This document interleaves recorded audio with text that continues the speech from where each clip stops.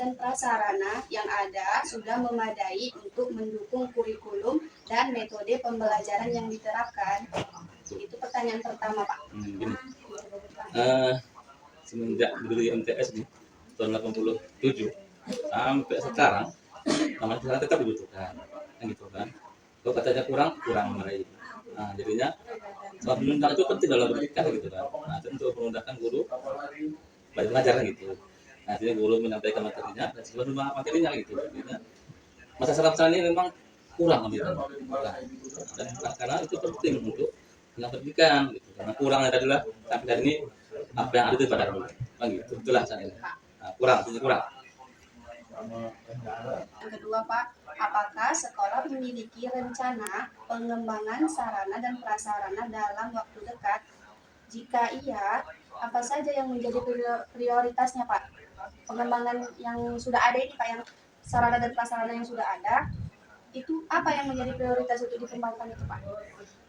Ini kan namanya sekolah MTS, caranya pertama. Jadinya prasarana yang paling kami utamakan pertama musola dulu. Yang keduanya ruang praktek. Nah, gitu kan. Itulah kurangnya tadi. Musola tadi karena siswanya 12 orang, kan nggak tertampung juga ke sholat berjamaah. Nah, gitu. Jadi mereka ini kok keluar itu kan. Kemudian yang keduanya kan masalah ruang praktek. Nggak ada tempat terjadi.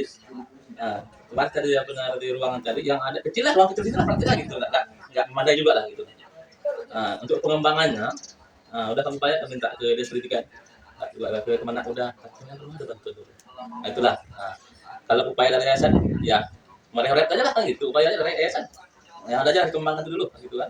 Dipertahankan masalahnya kan, dikembangkan, dipertahankan, karena itu butuh kebutuhan siswa untuk mengajar. Gitu.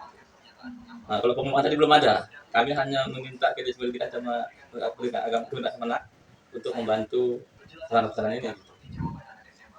Jadi dua itu prioritasnya ya, Pak? Ya, artinya gini, kalau masalah tadi kan itu kan bisa untuk ibadah. Dan berbagai dia buat banyak itu. Orang praktek itu juga kan gitu. Itu perlu untuk anak siswa untuk praktek lapangan gitu. Pertanyaannya, bagaimana Ibu menilai kondisi sarana dan prasarana yang ada di MTS Watania Tanjung Minang saat ini? Kalau saya rasa kalau dibandingkan dengan sekolah-sekolah yang ya mungkin sekolah kami ini kurang, tapi kalau di sisi lain ada mungkin kelebihannya kan gitu kan, karena kan dia nggak semua sama gitu. Kelebihannya Bu?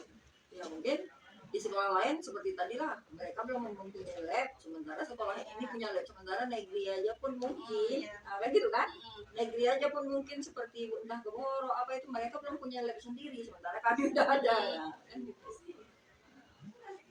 Lab, ada komputernya, Kalau komputer kami berlebih pun sebenarnya ya kan Pak.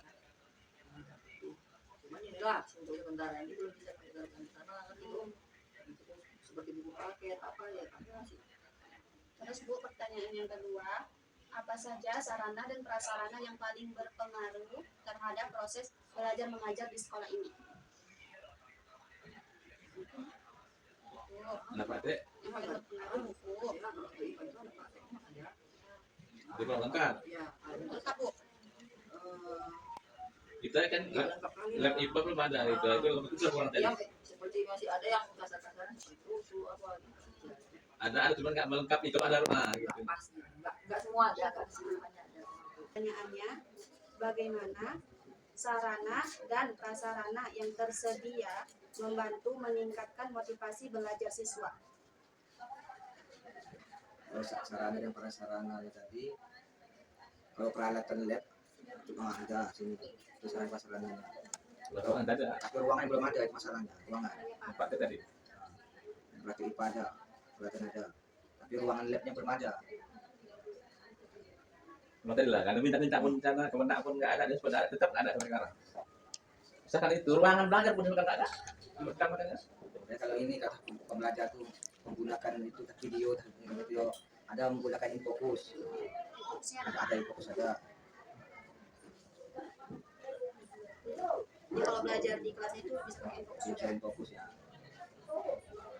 Itu sangat meningkatkan motivasi belajar siswa itu Pak. Ya kalau apalagi praktek anak tuh suka mulai praktek, bukan ngasuhin praktek dia buat anak-anak ini.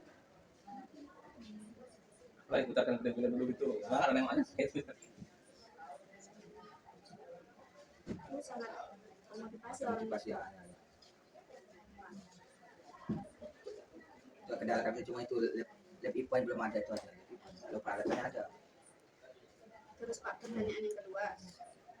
Apakah ada kendala dalam pemeliharaan dan pengembangan sarana dan prasarana di MTS Watania Tanjung? Kendalanya Pak? Kendala pengembangan itu apa Pak? Ya, yang tadi itu ya kan Pak? Ya kendali tadi lab tadi belum ada itu aja. Lab praktek masih harus di ruangan. Di ruangan tadi pus di laboratorium itu. Kendalanya ruangan tadi tetap Ruangan tadi praktek harus di ruang kelas karena belum menggunakan laboratorium. Jadi Pak.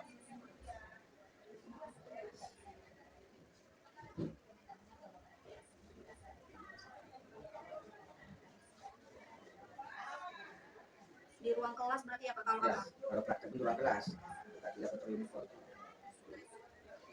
Itu kendalanya. Ada lagi kendalanya Pak? Cuma itu aja kendala cuma lab tadi lah belum ada. lampu di lampu lampu di sampai ada gadget yang Ada yang kalau masalah lampu ada yang sini. Gensetnya pun ada. kadang mati lampu pas praktek kan fokus kan itu. Ada genset ada. Wifi-nya pun ada Pak. Itu ada. Tapi lah nggak akan kasih Itu lah kadang wifi kami kalau mati lampu mati juga semua. Iya kan Pak? Tapi lah wifi sekarang ini agak ada juga lelet juga saya lelet juga. Iya. Buat yang pakai Karena media kan dari Google juga medianya gitu kan untuk anak-anak praktek itu kan gitu. bagaimana peran guru dan staf dalam memanfaatkan sarana dan prasarana untuk meningkatkan kualitas pendidikan. Caranya kalau kami Memanfaatkannya, Hah? memanfaatkan sarana dan prasarana. memanfaatkan itu istilahnya dalam dalam pemasaran sini kami di sini yaitu meningkatkan Berpikir Bu, Ya. pikir apa pikiran? meningkatkan cara beribadah para peserta didik kami dengan cara yaitu melakukan adanya sholat berjamaah daripada sholat zuhur Sholat berjamaah Iya. di musola itu Bu. di masjid kami. Masjid. Karena musola kami belum siap. Masjid kan karena di masjid dekat juga ya sini kan itu. Kemudian ada melakukan praktek dalam ibadah lainnya seperti fardu kifayahnya itu sholat jenazah itu sholat jenazah kemudian Ada ininya Bu, alat-alatnya untuk ini, untuk orang ini apa namanya, Bu? untuk apanya sebenarnya kami buat itu ada boneka Oh, karena udah sekarang kami itukan lagi bonekanya karena kami ambil aja karena kadang boneka ini ada satu sekak boleh kan gitu agen itu udah kami tiadakan kami ambil aja gara-gara batang pisang kami kapanilah kan gitu ya baru. jenis itu lah iya Bu. nah itu caranya Ada lagi Bu pemanfaatannya. Selain itu. sebenarnya itu banyaknya pemanfaatnya tentang menghafal-hafalkan tentang dalil-dalil kan gitu Itu dengan apa Bu ininya? apanya Kita misalkan pakai ini apa namanya? Infokus atau oh pakai kalau saya tidak pakai info cuma hanya pakai media media. media ada umpamanya contohnya seperti kita membuatkan penyelenggaraan jenazah kan umpamanya kan kita buat apa namanya media seperti media gambar ada situ gambar jenazahnya ada gambar cara memandikannya cara menjelaskannya dan sebagainya untuk kuliah dia cuman kalau infokus itu dalam bidang studi lain kalau kok nggak pernah saya pakai infokus cuma hanya pakai media saja media gambar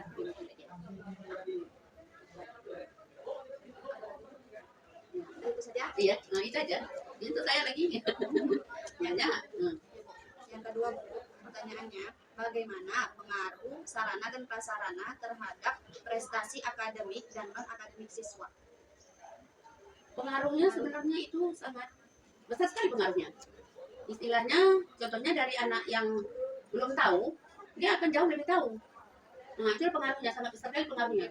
Dan tentang sholat berjamaah, karena di sini kami buatkan praktek sholat berjamaah, selalu dia bahkan anak-anak itu sudah tahu sendiri akan waktu-waktu dia. Itu saya pengaruhnya, saya rasa itu istilahnya bisa mendisiplinkan siswa dalam peningkatan ibadahnya kepada Allah. Itu dia pengaruhnya sangat besar sekali. Kemudian juga pengaruhnya hubungan apa namanya ibadah sosial lah namanya dia kan tentang pada tadi Istilahnya anak ini lebih aktif di sana. Sehingga pernah saya langsung kan apa itu namanya? Ada orang meninggal di desa ini langsung dipraktekkannya langsung di situ. langsung Lapangan gitu ya, Bu. Kayaknya dia langsung mendalami, itulah pengaruhnya. Langsung terjun dia ke lapangan. Iya, langsung dia terjun ke lapangan.